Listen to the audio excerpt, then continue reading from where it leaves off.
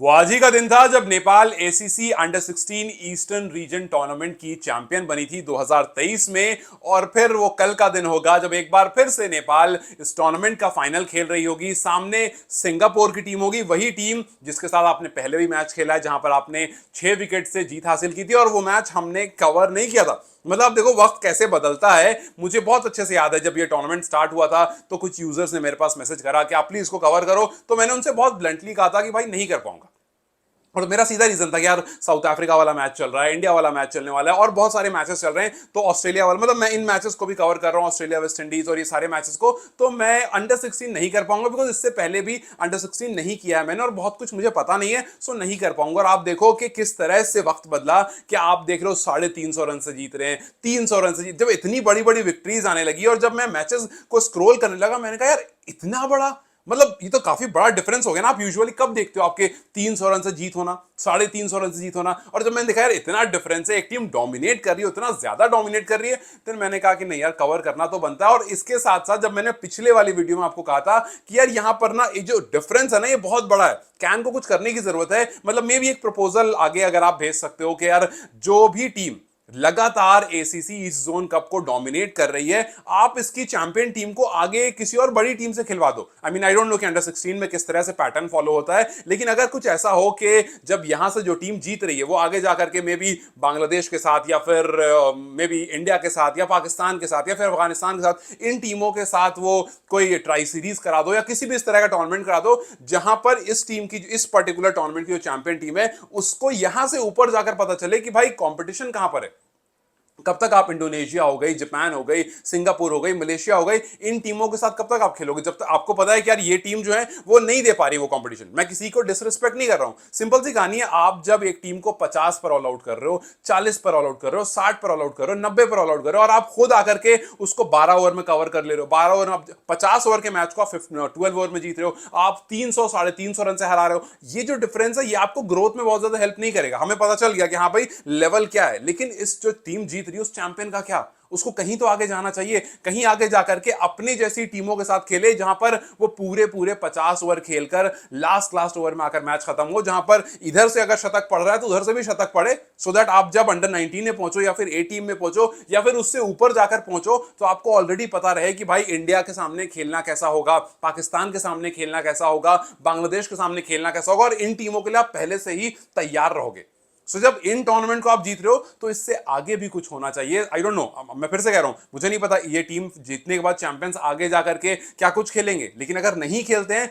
तो खेलना चाहिए बड़ी टीमों के साथ, सो दैट आप ऑलरेडी तैयार रहोगे और ये बहुत ज्यादा हेल्प करेगा आपकी फर्दर टीम की ग्रोथ के लिए। जब तक आप अंडर 19 खेलोगे या फिर जब तक आप ए टीम से खेलोगे या फिर उसके बाद आप सीनियर टीम से खेलोगे, आप ऑलरेडी तैयार होकर आ चुके होगे। सो चलो देखते हैं कि खैर कल वाले मैच में क्या होता है, बिकॉज अब तक आपने पूरा टूर्नामेंट जो है वो डोमिनेट किया है और एक बार फिर से आपके सामने वही टीम आने वाली है जिसको आपने पहले खेला है। और सबसे अच्छी बात इस पर्टिकुलर टूर्नामेंट की मुझे जो लगी है वो ये कि शेयर्ड कंपटीशन हुआ है और उसमें एक टीम जो है वो एकदम डोमिनेट करती रही है। और अगर आप नेपाल टीम की बात करोगे तो हर प्लेयर ने अपना कॉन्ट्रीब्यूशन दिया है।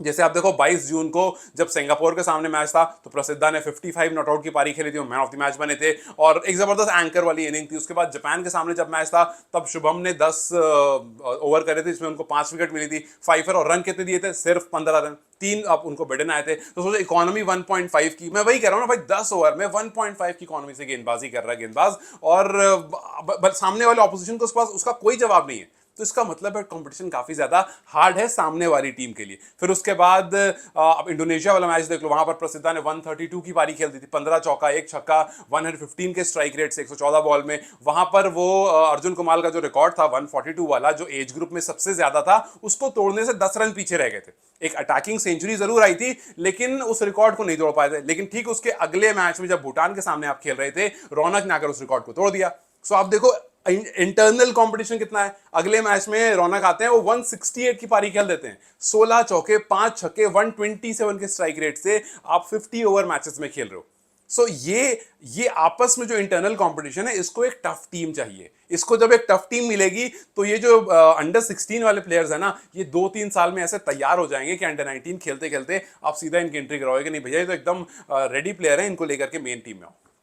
सो ये वाली डोमिनेशन वाली जो नॉक है ये कुछ क्रेजी होती है। और अगर बैटर्स का हो गया तो आप देखो मलेशिया के सामने अभय ने 10 ओवर में 15 रन देकर 4 विकेट ले ली। सो पहला मैच गेंदबाज ने किया, को मैन ऑफ द मैच मिला, उसके बाद 2 बैटर, फिर उसके बाद फिर गेंदबाज आए। सो ये जो आपको शेयर्ड प्लेयर की कंट्रीब्यूशन आ रही है ना, ये बताता है कि प्लेयर के आपस में भी काफी अच्छा कंट्रीब्यूशन है, आपस में भी काफी अच्छा मेल मिला हुआ, और आपस में जो एक फ्रेंडलीनेस होती है या फिर जो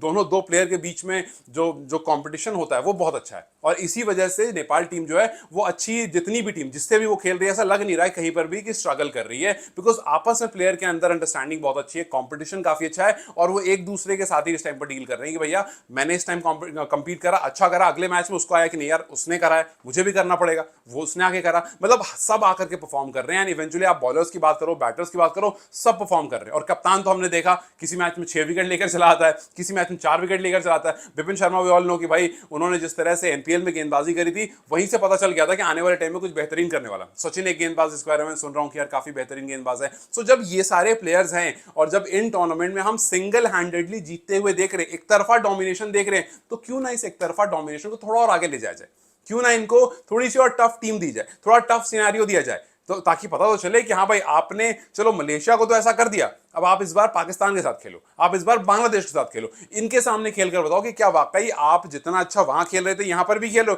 और अगर उतना अच्छा खेलो तो अच्छी बात है, आप उससे आगे और जाओ, और फिर आप कहो कि नहीं यार अब तो ईस्ट जोन वाला जो कप है उसमें नेपाल वाली टीम को इधर लाना पड़ेगा, बिकॉज इवेंचुअली आपकी परफॉर्मेंस जब अच्छी हो रही है तो आप क्यों उधर भेजोगे, आप इधर लाओगे, आप बड़ी टीमों से खिलाओगे, आप कंपटीशन में चेंजेस लाओगे। So that's what I am saying के लेट्स जस्ट सी पहले तो कल वाला मैच की किस तरह से मैच होता है, because cricket is always a cricket match, आपको नहीं पता कब कौन से दिन कैसा होता है, but we are hoping a good victory for Nepal so that उसके बाद हम